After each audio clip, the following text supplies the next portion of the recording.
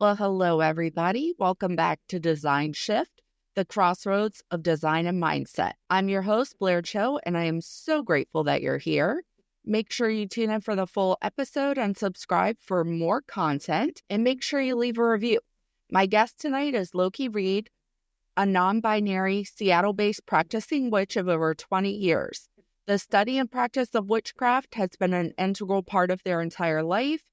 They primarily use the combination of various magical tools to serve their community to the best of their ability. Currently, they're in training as a doula. They also read oracle and tarot. This episode has been a long time coming. Lowkie and I have been talking for weeks, maybe even months at this point, trying to coordinate. But life has had other plans for the both of us, as it usually does. So finally, we're here together to give you guys what is sure to be an interesting episode. So hello, Lowkie. So glad we could finally make this happen. Absolutely. It has been an adventure. Yeah. So I'm really pumped to have our discussion tonight. I'm really interested to learn about color magic, astrology, the whole 9 yards. So thank you so much for joining. Yeah. I kind of organized my list by color because that felt the most appropriate. And then I just have like different notes about every color. And yes, I have notes because I am my mother's child. Loving. So did you want to start going through different colors, or? I'm happy to, or if you had questions in mind, like whatever. It's your thing. I'm just here to say things. Well, I guess specifically for my situation, I'm a Leo. Mm-hmm. So does being a different star sign or sun sign represent like different colors? Are there different crystals that you should work with for your sign? Or is it just what color you're drawn to? Like, how do you know where to start? Yeah, knowing where to start is honestly the hardest part, especially because if you start researching, you will find all kinds of contrary information. And the general vibe is, I don't know, what feels right. But if you are looking for some guidance, each zodiac sign does have its own color associations and crystal associations. And there's a lot of overlap here and there. Like you'll find all the fire signs are associated with red, of course. Like that kind of thing. But I'm a pink girl. Yeah. Well, see, that's a shade of red, though. Yeah. And then, like, if you knew what your moon and rising sign were, that probably influences that, too. I have looked into those before. I've looked them up, but I cannot for the life of me tell you what they are. It's totally fine. To the book. Yeah. So I'll just use myself for an example then. I am a Aries sun, Cancer moon. So a fire sign and a water sign, and my favorite color is purple, in case you can't tell. And that's red and blue mixed together. Love that. My daughter has purple hair right now too. Yeah. I had purple hair for a long time and then had to rejoin the professional world for a while and went back to red, and now here we are. Anyway, but yeah, I did make some notes about Leo, specifically red, orange. You're gonna find those for, all the fire signs. Right. But I would also add yellow, which I wouldn't put for all the fire signs because yellow is actually predominantly associated with the air signs. But for Leo, I would add yellow because you're thinking of that like pride, sunshine, that kind of thing. I like to think of it as Aries is the bonfire, Leo is the sun, and Sagittarius is the coals. Okay. Like that's the kind of fire they are. So for Leo, that's cool. For Leo, you do yellow. But yeah, in general, then also associated with fire signs, you have like tiger's eye is another major crystal, tends to be associated with fire signs. And I would also go with garnet. Garnet's another kind of universal. But yeah, so like you could base your decisions on your signs or like a combination of your signs and color magic, depending on what you were doing. It's kind of like the too many options issue. Right. But like, so we started with red. Red, for example, these are colors that kind of represent like love and strength and passion. So you might put those in your bedroom or your home gym or your grown-up time room. I don't know how explicit you put it on here. Or your kitchen, because that's where you cook with love. Right. That makes sense. Yeah, so it's kind of that. But if you're an Aries, maybe you want it in your living room because it's your center, if that's where the center of your home is. So it's kind of, there's a lot of variables and a lot of options. So do you find overall that different zodiac signs are naturally drawn to like the same types of colors that would align with their sign, or is it kind of all over the place? Yes and no. I find that your entire chart really has the biggest influence. So there will be people who are like, well, I'm a fire sign, but I don't like most of the warm tone colors. And I'm like, all right, well, what are your other signs? But I find that you usually end up in the family, like Aries and purple, right? And Leo and pink. Like, it's in the family. I should have been more prepared. I should have come with my entire chart done. We could have sat here and dissected your entire chart. No, that would have been fun. So, well, next time. What do the crystals tie in? Okay, so crystals have all kinds of uses, and there's a lot of variety of belief of symbolic versus like actual property. Personally, I think it's a little bit of column A, a little bit of column B. So just a basic fundamental of my personal belief is that you can do all the magic in the world, but if you don't take proper practical steps, you're never going to get anywhere. You can't do a spell to bring love into your life and then never leave your house. So I kind of relate that to my knowledge of manifesting, where, you can raise your vibe, set your intentions, but unless you take intentional action, you're not going to accomplish anything. Right. Yeah, exactly. Rose quartz is great for love. And it's pink. But again, if you can carry your rose quartz around, but if you never go anywhere, it's not going to do anything. True. Same thing with red jasper. You could put that in your bedroom, or garnet, really. You could put that in your bedroom. But if you don't, work on your relationship with your partner or partners, it's not going to do anything. So are red jasper and garnet like sexual energy crystals? They do have that kind of vibe. Passionate is a better word, but that's kind of where you would find, sexuality typically. About like your career, would it be appropriate to have it in your office? Yeah, especially if you had a really physical career. Okay. If you're somebody who works like in construction or even just like a chiropractor where your job is just very physical. Or like, what about in your gym? Yeah, definitely in your gym. That would be great for the gym, or in your pocket at the gym if you don't have a home gym. But yeah, no, I carry mine around quite a bit. I'm physically disabled, and so leaving the house is its own adventure. And so I tend to carry it with me for that reason. So, carry garnet? What do you carry? I carry a lot of red jasper around. Okay. Because it's also heavily associated with Aries. So my bag has so much jasper. But then, also speaking of career, you could definitely incorporate green there because that's going to be money. That's going to be abundance. Or blue, because blue is great for communication and conversation. And especially if your job is stressful, like calming energy. Right. That's what I was going to say. When I think about blues and purples, I think about like serene. Like I would put in my bedroom, like relax, go to sleep. Yep. I have bedroom written for blue, indigo, and purple. I would say blue is more like calm communication. Indigo, you're thinking meditation and dreams, divination. And then purple, you're thinking like sleep and protection. So yeah, that kind of stuff. And so then, you mentioned putting crystals in your office. You might want to put pyrite in your office because that's another like money centric. It's fool's gold. It's money centric. Hematite, because hematite can be magnetized. So we're pulling stuff in. Yeah. There's just, again, it depends on what you want to do. Yeah. My kids love hematite because they like to stick them together. Yeah. My kids steal my hematite. I don't know where any of it is. I will find it in their room at some point. Especially my oldest. She steals my crystals like nobody's business. Yeah. I go in her room and I'm like, oh, there they are. Yep. My kids, I have a daughter and a son, and they both have crystal collections. They love going to the metaphysical shops with me. They love, the incense, the bath salts, the crystals, everything they can get their hands on. My daughter, oracle cards. I mean, they go nuts for That's this. awesome. Yeah. Well, if you ever have questions, feel free to message me. I've been doing this for a long time. I did have a question specifically about cards. Mm-hmm. What is the difference between oracle cards and tarot cards? I get asked this a lot.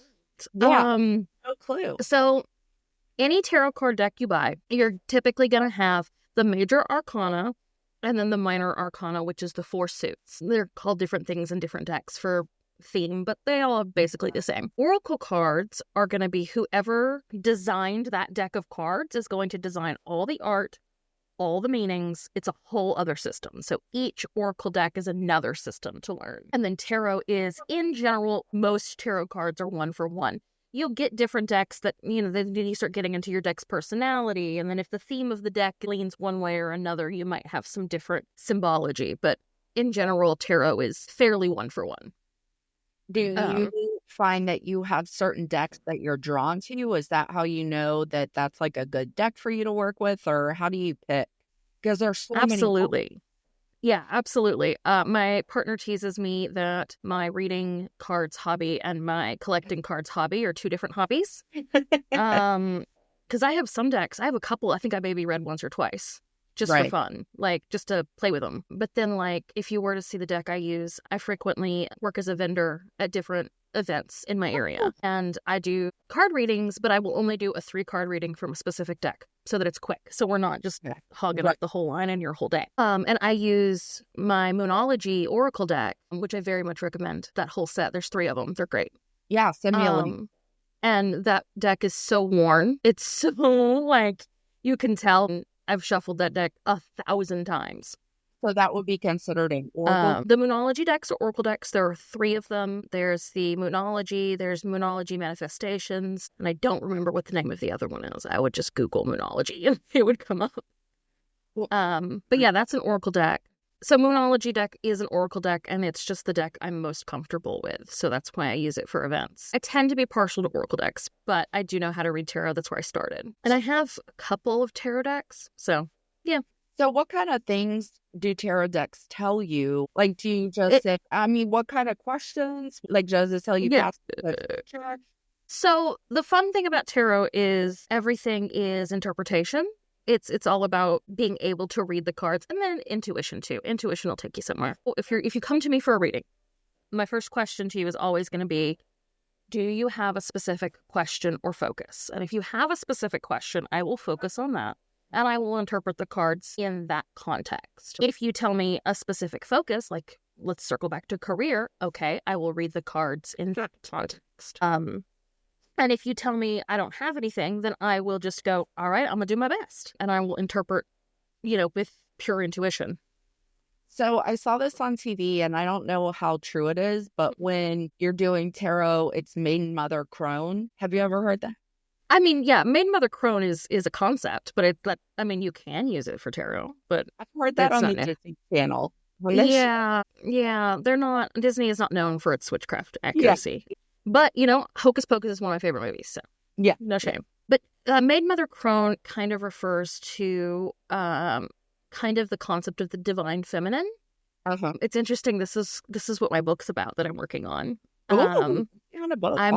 So as a non-binary person, I don't feel like there's enough conversation around divine energy outside of the masculine and feminine in the witchcraft community. And some people identify as both. Some people identify as neither. I just identify as a witch. That's my gender. But so definitely the divine feminine is part of my thing. Go ahead. Sorry. So that's okay. I was just going to ask, so tell me more about that. I'm familiar with masculine energy and feminine energy. Would it be a merger? But what is it? What's the difference? So that's kind of what my book is about, is attempting to open up that conversation. And I think a lot of it has to do with how you personally relate to gender and how you personally relate to the things you're working with. I feel like I have some examples that I've been working on for my book of divine non-binary energy representations. And I'm confident that lots of people are going to be like, I don't feel connected to that. And that's fine, in my opinion. You're putting it out.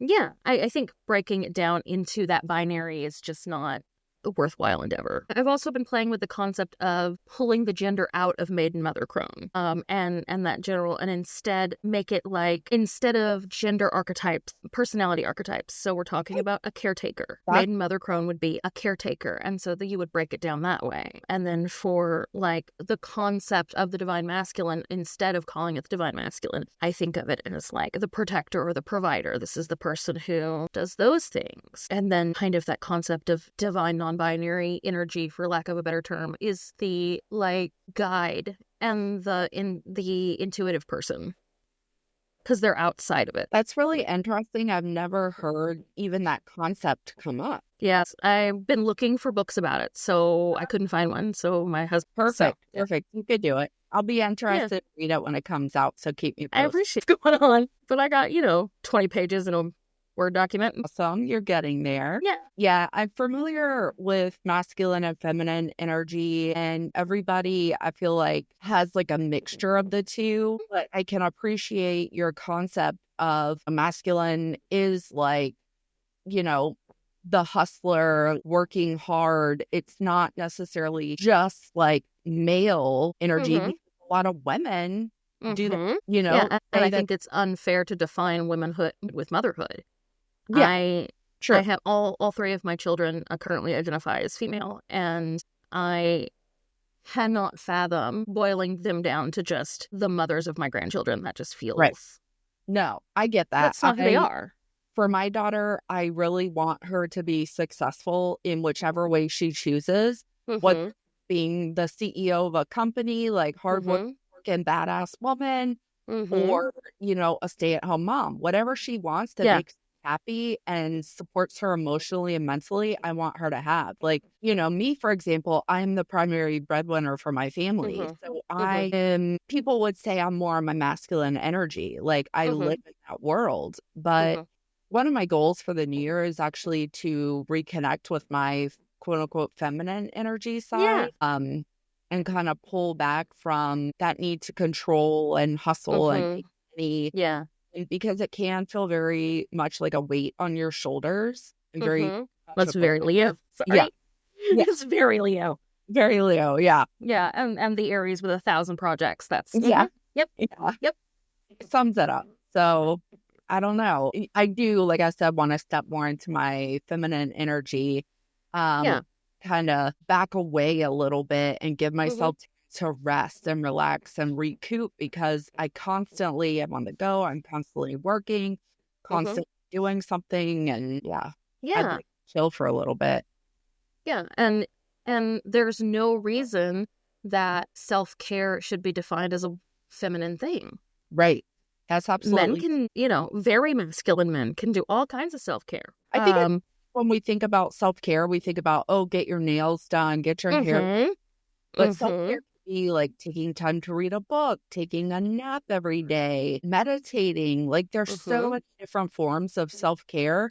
And I think we really limit it in our minds to superficial things. Yeah. I think something I've been learning over the last year is self-care is also taking a shower, like regularly, not just a chaotic 5-second shower. Right. It's eating nutritious food. It's taking your medication. It's the hard stuff too. Yeah. It's the hard stuff. It's not all fun and pampering. You can do that, and that's great. But if you're not doing the other, it's just like what we were talking about earlier with you can do all the magic you want, but if you don't put the work in, it's not going to do anything. It's all the same. Yeah, that makes me think of like shadow work and stuff like that. Yes. And if someone's not familiar with what shadow work is, and you can help me explain this, but absolutely. Like where, like I've always done it through journaling, where you focus it's a great way of your quote unquote shadow. So like the darker parts of you, things that maybe you are trying to hide, trying to push parts of you that you're trying to keep hidden in the shadow per se. Which also connects to IFS, internal family systems, which is a form of therapy where you identify the different parts of you. Some of those parts are things like the protectors. Protector part of you that wants to fix everything or feels the need to control. you have to acknowledge those parts. You have to accept those parts, to accept your full self and step into your authenticity. Yeah. We are all a lot of things, and narrowing it down to just single, and it can be good for conversation. I love labels for conversation. Communication is so important. It's one of my favorite things in the world. But if you make everything black and white like that, it's not gonna, and that can be hard for some folks. I mean, I struggle with it. I think it was really hard. Yeah, it's that like 0 or 100. Either you fail or you succeed, and there's no in between. Right. There's all kinds of shades of gray. But yeah, shadow work is important. It is like a combination magic / therapy. Definitely, it's tough. Everybody is like, do your shadow work. And I'm like, it's not casual like that. No, it's hard. It's intense to uncover those parts of yourself that maybe you've pushed down, been trying to ignore, been trying to hide, pretend like they're not there, and to those parts of you up and look at them and examine them, figure out maybe why I have those parts and where they came from, how they developed, and learn to accept them. I mean, that's really hard, but ultimately, yes, it's a form of self-care. It's not your nails done, getting pretty, putting makeup on is taking care of yourself on a fundamental level. Yeah, absolutely. Yeah, and I don't want to in any way imply that doing those things, getting your nails done, doing your makeup, are bad or not self-care. Sure. But it's just, there's layers to it, just like we were just talking about people. Everything's a little bit of everything. It's all connected. That's true. why things are typically, like the universe is typically depicted as like a spider web or a tree, because everything's connected. Right. But yeah, shadow work is important, especially when you start delving past the basics of magic. You don't want to run into something unexpected when you're getting deeper into it. What would that look like with magic and shadow work? So journaling is a great way to do it, as you mentioned, but I personally sync my journaling around the moon phases. So whatever moon phase there is, that's what I'm journaling about. Oh, okay. Kind of in a cycle, and then I can revisit where I was last moon phase and kind of like see how the growth has gone, and it keeps me from hyper focusing on one thing for an entire year, which I've been known to do. So when you say with the moon phases, do you mean like is it like full moons are like for release and letting go? Is that correct? Yeah. Full moon is like celebration. It's like the high point, the climax, if you will. The new moon is kind of when you let go. Gotcha. Or set new intentions. It's that kind, or the waning, waning gibbous or quarter moon would also be good for like letting go, because we're moving toward, you did the thing and now we're, processing the thing. And then with the new moon, we start the new thing and then we do it again. Gotcha. Yeah. I understand. Okay. Yeah, I need an outline about that, because I need to start doing that. I have so many reminders about the moon phase. You think I would know all the time, and I don't. I never know. I know we just had a full moon. So. We did, and actually that's where I got it from, that it was like a move for releasing, because they were saying one good ritual someone recommended was to create a fire, write down on a piece of paper things that you're not going to accept anymore, releasing from your world, and throw them in the fire and burn them. Yeah, so, that's such a classic magic word. And I recommend that all the time. Yeah, I had this grand vision of I was going to sit around my fire pit in the backyard, drink tea, huddled up in a cozy jacket and blanket, and burn all these things, all this negative energy and all this stuff. It didn't happen because it rained, but I'm familiar. Yeah. Yeah, you're in. Yeah, it's raining. It's probably raining right now. I haven't looked outside today because I'm such a good witch. I've been wrapping presents. Oh, yeah. I did that for hours yesterday. Yeah. Yeah. I have 3 kids and 2 holidays, so it's a lot. What's holidays? We celebrate Yule and Christmas because my partner is Christian, so we do both. Most supportive husband. That is super cool. There's a lot of different ways to define it. I think that there's not a solid agreement about what it is. I celebrate it as the winter solstice, which is tomorrow. So it's the shortest day of the year. We're actually celebrating tonight because my partner has to work all day tomorrow. So okay. Yeah, I think of so that he the can... Yuletide.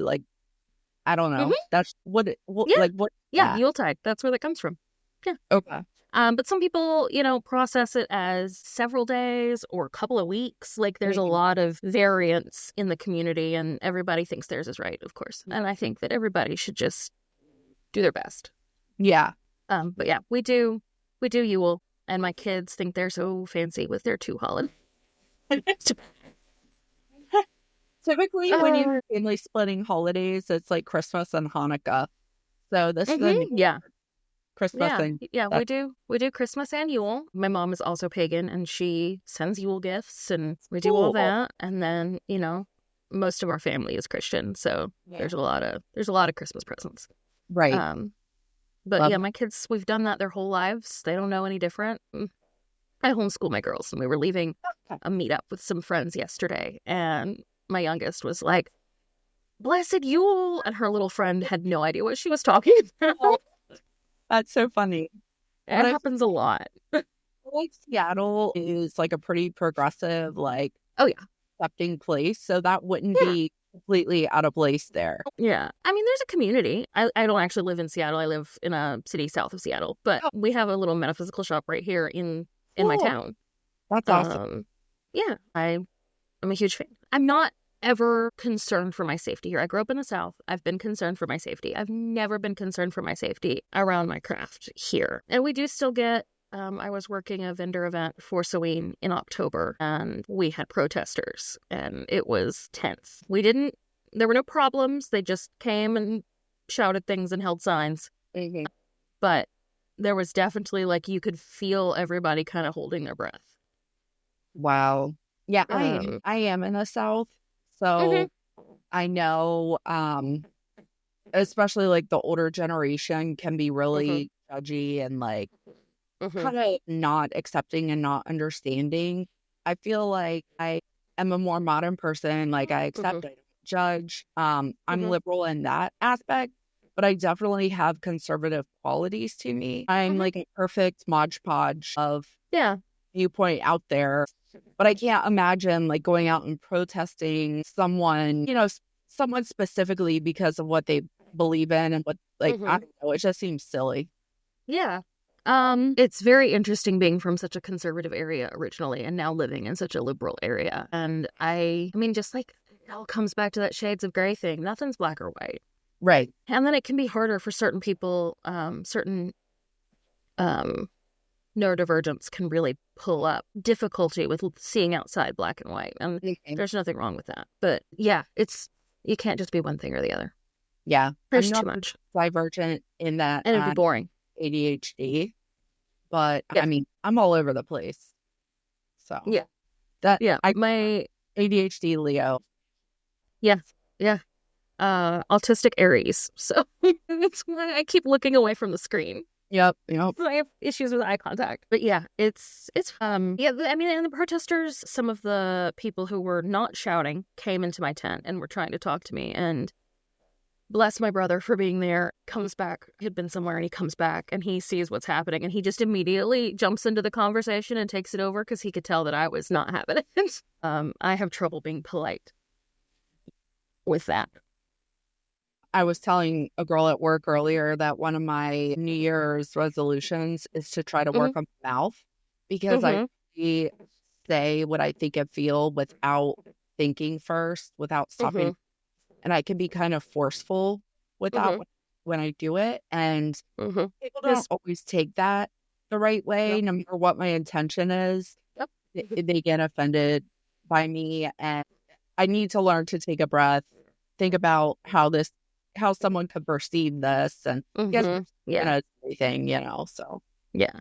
That's a very fire sign thing too. Yeah. Yeah. Every Aries, Leo, and Sagittarius I know have issues with. Yeah. Also Gemini and Capricorn. They also have that problem. Are those Earth? Like, what are they? Gemini is an air sign and Capricorn is an earth sign. But Capricorns can be, they share that stubbornness with Taurus and Virgo, that kind of like steadfast, and they can be forceful in that way. They're also very detail oriented, so they get frustrated easily if somebody else isn't. being detail-oriented. And these are generalizations. Anybody listening who is a Capricorn, if that doesn't fit you, I'm sure there's a reason, and I'm sure you're wonderful. And if it does fit you, I'm sure you're also wonderful. It's all layers. And Gemini are just big, speak before they think. Gemini likes to talk. Yeah, they are. If you want communication help, get a Gemini. Yeah, they know how to say things. Lots of things. A specific question. So my daughter is a Virgo. She is a teen moving into that age, like craziness, emotional, hormone, stubborn, toxic. Am I familiar with a Virgo teen daughter? Honestly, I think with Virgos, you just have to be able, as long as you can find their perspective and work with them there, you'll be okay. They just tend to have blinders on a little bit. Every Virgo I can think of as I'm pulling up in my head, I'm like, yeah, they just you just got to meet them where they are. You're not going to meet them in the middle. You got to meet them where they are. Right. And then you can work it out. And there's no sign that is bad. There's no sign. There are combinations that are difficult. There are things you have to work through. And every sign has their strengths and their weaknesses. Again, we're people and there's shades. My oldest is a very young teen, and my middle is preteen, and we are dealing with that. Yeah, and they're doing fine. My oldest, I'm trying not to give out too much information, but she is an air sign. So our biggest teen thing with her is she's kind of spacey, and so there's a lot of I know you're old enough and you should be able to do this, but you have to put on pants. Because she's fully forgotten to put on pants before. Love that. And then with my middle, she's a water sign, and water signs tend to be... Oh, no, she's an air sign. Sorry, I'm spaced. So there's that similar, spaciness, but she's also a little sensitive. But she gets her feelings hurt kind of easy. I don't have to be honey, it's not the end of the world, I promise. Right. And that can be tough. Yeah. But, they're kids, too. They're still learning how to people. I'm 34 and I don't know how to people.